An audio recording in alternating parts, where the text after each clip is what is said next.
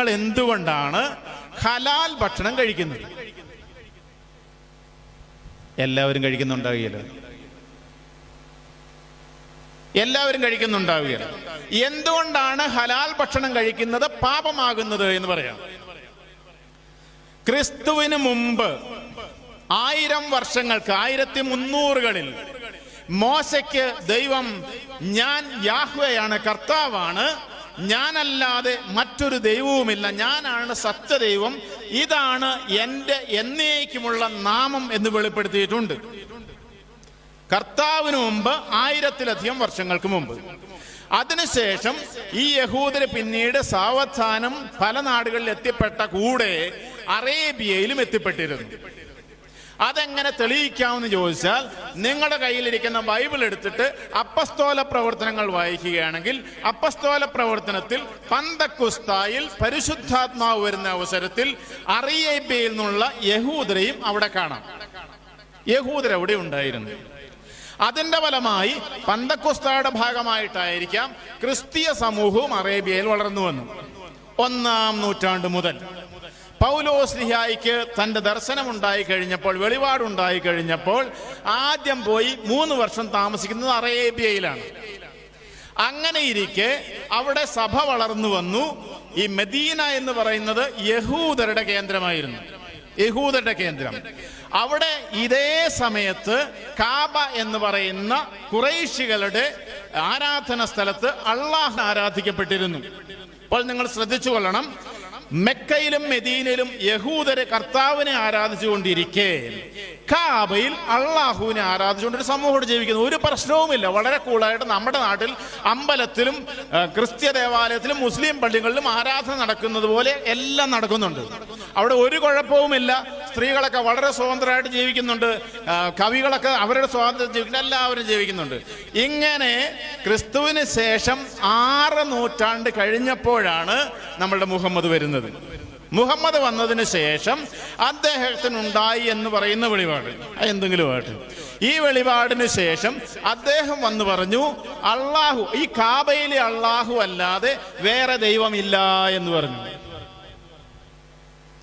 എന്നിട്ട് ഈ അള്ളാഹു അല്ലാതെ വേറെ ദൈവമില്ല എന്ന് പറഞ്ഞ് ഇവിടെ കർത്താവിനെ ആരാധിച്ചു കൊണ്ടിരിക്കുന്നവരുണ്ടായിരിക്കെ ഈ അള്ളാഹു അല്ലാതെ വേറെ ദൈവമില്ല എന്ന് പറഞ്ഞിട്ട് ഈ ദേവന്റെ പേര് പറഞ്ഞുണ്ടാക്കുന്ന ഭക്ഷണം നിങ്ങൾ എന്തുകൊണ്ടാണ് ഭക്ഷിക്കുന്നത് എന്നാണ് ഞാൻ ചോദിക്കുന്നത്.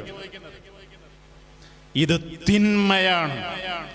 എന്തുകൊണ്ടാണെന്ന് ചോദിച്ചാൽ, ഒന്നാമതായിട്ട് ഞാൻ വിശ്വസിക്കുന്ന എൻ്റെ ദൈവത്തെ തിരസ്കരിച്ച ഭക്ഷണമാണത്. ഭക്ഷണമോ എന്തു സാധനമായിക്കൊള്ളട്ടെ. നിങ്ങളൊരു മുസ്ലിമിന്റെ വീട്ടിൽ ഭക്ഷണം കഴിക്കുന്നതിനെ കുറിച്ചല്ല ഞാൻ പറയുന്നത്. അവരുടെ കർമ്മം അനുസരിച്ച്, അവരുടെ ഈ ഹലാൽ അനുസരിച്ച് ഉണ്ടാക്കിയ ഭക്ഷണത്തെ കുറിച്ചാണ്. അങ്ങനെ ഒരു മുദ്രയുള്ള ഒരു സാധനം ഉപയോഗിച്ചുകൂടാ വിശ്വാസമുള്ളവർക്ക്. ഇനി അങ്ങനെ ഇത് തിന്മയാണെന്ന് പറയാൻ കാരണം, ഇത് സത്യദൈവത്തെ നിരസിച്ചതാണ്. ഈ ദൈവം ഇല്ലെന്ന് പറഞ്ഞതാണ്. ധൂപം അർപ്പിച്ചവർക്ക്, അർപ്പിക്കാൻ പറ്റാത്തവർക്ക്, നിങ്ങൾ മക്കബായരുടെ പുസ്തകം വായിച്ചാൽ, 2-ാമത്തെ മക്കബായരുടെ പുസ്തകം 7-ാം അധ്യായം വായിച്ചാൽ ഒരമ്മയുടെയും 7 മക്കളുടെയും കഥ അവിടെ കാണാം. 6-ാം അധ്യായം വായിച്ചാൽ കർത്താവിൻ്റെ അവർക്കന്ന് പന്നിമാംസം ഭക്ഷിക്കാൻ നിഷിദ്ധമാണ്. അപ്പോൾ എലയാസറിനോട് പറയും, 90 വയസ്സായി, അയാളോട് പറയുന്നത്, നീ പന്നിമാംസം ഒന്നും കഴിക്കണ്ട, നീ പന്നിമാംസം എന്ന രൂപേണ നിനക്ക് അനുവദനീയമായ ഭക്ഷണം കഴിച്ച് കാണിച്ചാൽ മതി എന്നാണ് പറഞ്ഞത്. എലയാസർ ഞാൻ കഴിക്കുകയില്ല എന്ന് പറഞ്ഞു. ദൈവത്തിന്റെ നിയമത്തിനെതിരായി ഞാൻ ഒന്നും പ്രവർത്തിക്കുകയില്ല. ഇങ്ങനെയുള്ളവരുടെ പരമ്പരയിൽ ജീവിക്കുന്നവരാണ് നമ്മൾ. ഈ ജസ്റ്റിസ് കുര്യൻ ജേക്കബ് ജോസഫിനോട്, അദ്ദേഹം സുപ്രീം കോടതിയിലും ഹൈക്കോടതിയിലും ജഡ്ജി ആയിരുന്നു. നമ്മുടെ ഈ എറണാകുളം ഭാഗത്തുള്ളൊരു ഒരു ജഡ്ജിയാണ്, ഇപ്പോൾ റിട്ടയർ ചെയ്തത്. ഇദ്ദേഹത്തോട് ഒരിക്കൽ ഈ ഷക്കീന ചാനലിൽ അവർ ചോദിച്ചു, എന്തുകൊണ്ടാണ് ഈ പെന്തക്കോസ്താ കുടുംബങ്ങളിലൊന്നും പെമ്പിള്ളേര് ചാടിപ്പോകാത്തത്, എന്നാൽ കത്തോലിക്കരുടെ കുടുംബങ്ങളിൽ നിന്ന് എന്തുകൊണ്ടാണ് കണ്ടമാനം പെമ്പിള്ളേര് ചാടിപ്പോകുന്നത് ചോദിച്ചു. ഇത് നിങ്ങൾക്ക് യൂട്യൂബിലൊക്കെ കിടപ്പുണ്ട്. അപ്പോൾ അദ്ദേഹം പറഞ്ഞു, അത് ദൈവസ്നേഹത്തിൻ്റെ കുഴപ്പമാണ്. ദൈവസ്നേഹമുള്ളവർക്ക് ഇതും അതും കണക്കാന്ന് പറഞ്ഞ് ചാടിപ്പോകാൻ പറ്റില്ല. അവർ പോകാറില്ല. കത്തോലിക്ക കുടുംബങ്ങൾ, നമുക്ക് ഹലാലാലങ്ങൾ കുഴപ്പമില്ല, ഇല്ലേലും കുഴപ്പമില്ല, നമ്മളെല്ലാം കഴിക്കുന്നു, ഏത് ദേവനാണ് സത്യം എന്ന് നമുക്ക് അറിയാൻ മേലാതെയായി. നമുക്ക് സത്യം തിരിച്ചറിയാൻ മേലാതെയായി. കാരണം നമ്മുടെ ഉള്ളിലേക്ക് വരുന്നത് ഈ ദൈവത്തിൻ്റെ കൃപയൊന്നുമല്ല. നമ്മൾ എന്താണ് മാമോദീസയുടെ അവസരത്തിൽ, നിങ്ങൾ മാമോസ കൂടിയിട്ടുണ്ടല്ലോ, ഏറ്റവും കുറഞ്ഞത് പ്രായമായപ്പോൾ കൂടിയിട്ടെങ്കിലും ഉണ്ട്. എന്താണ് നമ്മുടെ സീറോ മലബാർ സഭയിലാണെങ്കിൽ ചോദിക്കുന്നത്? പിശാചിന്റെ ദാസ്യത്തിൽ നിന്ന് സ്വതന്ത്രനാക്കാൻ നീ ആഗ്രഹിക്കുന്നുവോ? ഒന്ന്. രണ്ടാമത്തത്, പാപമാർഗങ്ങൾ നീ ഉപേക്ഷിക്കുന്നുവോ? മൂന്നാമത്തത്, മിശിഹായെ രക്ഷകനായി നീ സ്വീകരിക്കുന്നുവോ? ഈ ചോദ്യങ്ങൾക്ക് ഉത്തരം പറയുമ്പോഴാണ് ഒരാൾ ക്രിസ്ത്യാനിയാകുന്നത്. നമ്മളിങ്ങനെ ഇതെല്ലാം കണക്കാണെന്ന് പറഞ്ഞ് ജീവിച്ച് ഈ അടുത്ത കാലത്ത് യൂട്യൂബിൽ വന്നതാണ് ഒരു മുസ്ലിം സഹോദരൻ, പേരുകെട്ട മുസ്ലിം സഹോദരൻ, വളരെ ശാന്തമായിട്ട് പറയുകയാണ്, എൻ്റെ വീട്ടിലുള്ള ചേട്ടനും കെട്ടിയത് അച്ചായത്തിയാണ്, ഞാനും കെട്ടിയത് അങ്ങനെയാണ്, എൻ്റെ മക്കളും അങ്ങനെയാണ്, അച്ചായത്തിമാരെയാണ് വളയ്ക്കാൻ ഏറ്റവും എളുപ്പം. നമ്മളിങ്ങനെ ജീവിച്ച് നമ്മുടെ കുടുംബങ്ങളിലെ പെൺപിള്ളേർക്ക് ആർക്കും വളച്ചെടുക്കാവുന്ന വെറുതെ വസ്തുക്കളായിട്ട് നമ്മൾ എറിഞ്ഞു കൊടുത്തു കഴിഞ്ഞു. ഈ ആഴ്ചയിൽ ഒരു യൂട്യൂബ് വീഡിയോ വന്നല്ലോ, നിങ്ങൾ കണ്ടിട്ടുള്ളവരുണ്ടാവും. പിള്ളേര് കാണണം. ഒരച്ഛൻ എറണാകുളത്ത് നിന്ന് കാക്കനാടിന് പ്രസംഗിക്കുന്നതാണ്. എന്താ കാര്യം? ഒരു പെണ്ണിനെ കെട്ടാൻ വരുമ്പോൾ ഞാൻ ക്രിസ്ത്യാനിയാകാൻ തയ്യാറാണെന്ന് പറഞ്ഞൊരു യുവാവ് വരുന്നു. എന്നിട്ട് മാമോദിസ മുങ്ങി പേര് രജിസ്റ്റർ ചെയ്യുന്നു, എന്നിട്ട് പൊട്ട് പോലെ വലിച്ചെറിയുന്നു. നമ്മുടെ കൂതാശകൾ അവർക്ക് പുല്ലുപോലെയാണ്. അവരത് എന്തും കാണിക്കും.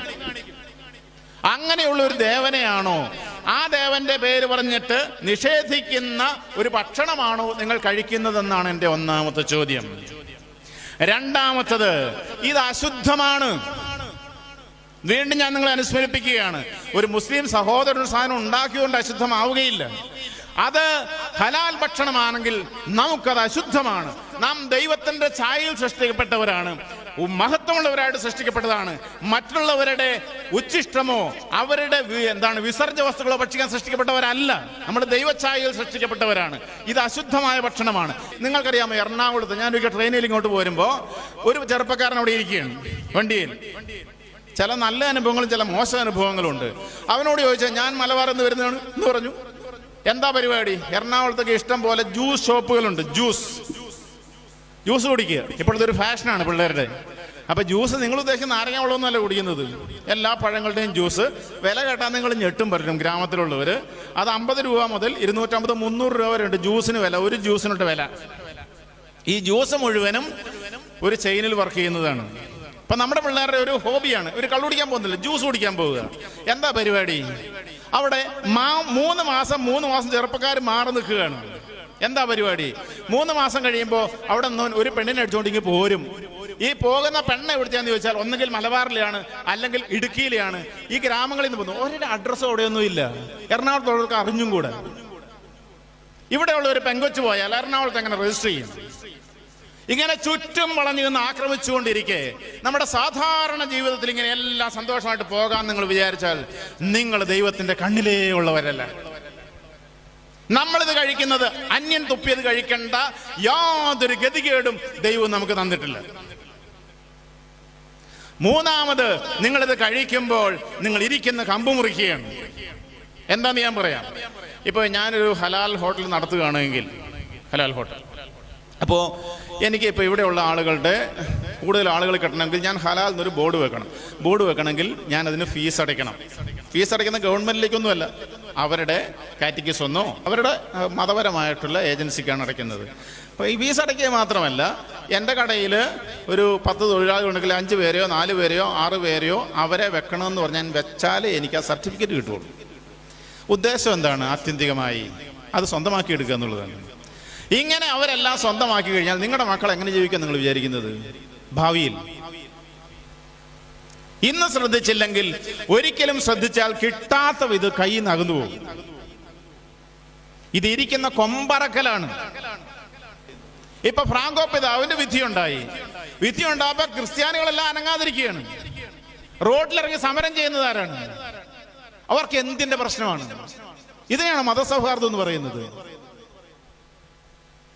നമുക്ക് അല്പവും കൂടെ ബോധമുണ്ടാവണം. നമ്മുടെ പിള്ളേരെല്ലാം വഴിതെറ്റി പോയി കഴിഞ്ഞിട്ട് നമ്മളവരെ പഠിപ്പിച്ചുമില്ല. കാരണം നമ്മുടെ വീട്ടിൽ ഇതല്ല ഇരിപ്പുണ്ടെന്നേ, നമ്മുടെ വീട്ടിൽ ഇതൊക്കെ ഇരിപ്പുണ്ട്. ഇത് കർത്താവിന് നിഷേധിച്ച ഭക്ഷണമാണെങ്കിൽ അത് അവിടെ ഇരുന്നാൽ തന്നെ നിങ്ങളുടെ വീട് നശിച്ചു പോകും. കാരണം ദൈവത്തെ നിഷേധിച്ചു. അത് സൂക്ഷിക്കണം. അപ്പൊ ചിലർ ചോദിക്കും, ഇത് സാധ്യമാണോ? ഒരു വഴി യാത്ര പോകുമ്പോൾ, ഞാൻ ഇഷ്ടംപോലെ യാത്ര ചെയ്യുന്നയാളാണ്, അങ്ങോട്ടും ഇങ്ങോട്ടും. ആഴ്ചയ്ക്ക് ഒരു പ്രാവശ്യം എറണാകുളത്ത് പോകുന്നുണ്ട് ഞാൻ. പോകുമ്പോൾ കടയിൽ നോക്കിക്കയറണം. അത് നിങ്ങളുടെ വിശ്വാസത്തിന്റെ ഭാഗമാണ്, നോക്കിക്കയറുക എന്നുള്ളത്. കടയിൽ കയറി സാധനം മേടിക്കുമ്പോൾ അതിലെ മാർക്ക് നോക്കി മേടിക്കണം. അതാണല്ലോ അനുദിന ജീവിതത്തിൽ വിശ്വാസം എന്ന് പറയുന്നത്. ഇതൊരു ബുദ്ധിമുട്ടല്ലേ എന്ന് ചിന്തിക്കുന്നവരിപ്പോൾ ഉണ്ടായിരിക്കും. അതെങ്ങനെ സാധിക്കും? പോകുന്ന വഴിക്ക് ഭയങ്കര വിശപ്പാണ്, കഴിക്കണ്ടേ? ഞാനാണെ കഴിക്കുകയല്ലേ. എന്റെ ദൈവത്തിന് വേണ്ടി അത്രയും പോലും മാറ്റിവെക്കാൻ, അപ്പുറത്തോട്ട് മാറി ഒരു കട കയറി കഴിക്കാൻ എനിക്ക് പറ്റിയില്ലെങ്കിൽ എന്തിനാ വിശ്വാസം ജീവിക്കും? നിങ്ങൾ ഇട്ടിട്ട് പോവുക. ഇത് ബുദ്ധിമുട്ടല്ലേ എന്ന് ചോദിച്ചാൽ, പണ്ട് TN ശേഷൻ ഇലക്ഷൻ കമ്മീഷണറായിട്ട് വന്ന് പറഞ്ഞൊരു കാര്യമാണ് നിങ്ങളോട് എനിക്ക് പറയാനായിട്ടുള്ളത്. അദ്ദേഹം, ഞാനന്ന് പുറത്ത് പഠിച്ചുകൊണ്ടിരിക്കുകയാണ്, അദ്ദേഹത്തോട് ചോദിച്ചു. അദ്ദേഹം അന്ന് ഇന്ത്യയിലുള്ള എല്ലാ പൗരന്മാർക്കും വോട്ടവകാശമുള്ളവർക്കെല്ലാം ഒരു ഐഡന്റിറ്റി കാർഡ് ഉണ്ടാക്കാനായിട്ട് നിശ്ചയിച്ചു. അപ്പൊ ഇന്ത്യ ലോകത്തിനുള്ള ഒരു ദരിദ്ര രാഷ്ട്രമാണ്. അപ്പൊ ഏതോ ഒരു ജേർണലിസ്റ്റ് അദ്ദേഹത്തോട് ചോദിച്ചു, ഹലോ സാറേ, ഇത് ഇന്ത്യ ഒരു ദരിദ്ര രാഷ്ട്രമല്ലേ, എല്ലാവർക്കും ഐഡന്റിറ്റി കാർഡ് ഉണ്ടാക്കി കൊടുക്കുക എന്ന് പറയുന്നത് വലിയ ചെലവ് വരുന്നൊരു കാര്യമല്ലേ എന്ന് ചോദിച്ചു. അപ്പൊ അദ്ദേഹത്തിന് മറുപടി പറഞ്ഞത് വളരെ ശാന്തമായിട്ട് അദ്ദേഹം പറഞ്ഞു, TN ശേഷൻ, നമ്മുടെ ഈ പാലക്കാടുകാരനാണ്, അദ്ദേഹം പറഞ്ഞു, അതെ, ജനാധിപത്യം എന്ന് പറയുന്നത് വലിയ ചെലവുള്ള സംവിധാനമാണെന്ന് പറഞ്ഞു. വിശ്വാസം എന്ന് പറയുന്നത് വലിയ ചെലവുള്ള സംവിധാനമാണ്. സെബസ്ത്യാനോസ് രക്തം ചിന്തിയാണ് വിശ്വാസം കാത്തതെങ്കിൽ, തോമാസ് ലിഹ രക്തം ചിന്തിയാണ് വിശ്വാസം കാത്തതെങ്കിൽ, രക്തസാക്ഷികൾ ജീവൻ കൊടുത്താണ് വിശ്വാസം കാത്തതെങ്കിൽ, നമുക്ക് തോന്നിയ പോലെ ജീവിച്ചുകൊണ്ട് നമുക്ക് വിശ്വാസം കാക്കാൻ പറ്റില്ല. ഈ അടുത്ത കാലത്ത് അലക്സാണ്ടർ ജേക്കബ് പറയുന്നത് കേട്ടു, ഞാൻ കത്തോലിക്കനാണ്, പക്ഷെ ഞാൻ എല്ലാത്തിലും പോകുമെന്ന്. അതാണോ കത്തോലിക്കൻ എന്ന് പറയുന്നത്? എന്തെങ്കിലും വിളിച്ചു പറഞ്ഞാൽ മതിയോ? എല്ലാം ചെയ്തതൊന്നും കത്തോലിക്കനൊന്നുമല്ല. കത്തോലിക്കനാകണമെങ്കിൽ കത്തോലിക്ക വിശ്വാസം കാത്തു സൂക്ഷിക്കണം. സർവശക്തനും പിതാവുമായ ഏകദൈവത്തിൽ ഞാൻ വിശ്വസിക്കുന്നു ധൈര്യപൂർവ്വം പറയണം.